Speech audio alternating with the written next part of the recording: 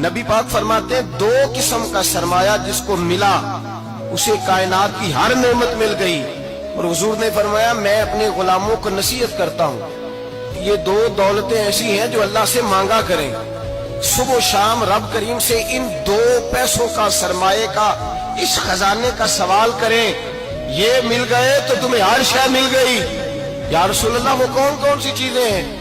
فرمایا ایک جس شخص کو اللہ نے معاف کرنے کی دولت عطا کر دی, جو معاف کرنے لگ گیا, جس کی طبیعت میں درگزر آ گیا, جو معاف کرنے لگا, غلطیاں معاف کرنے لگا, جس کو ایک دولت یہ مل گئی.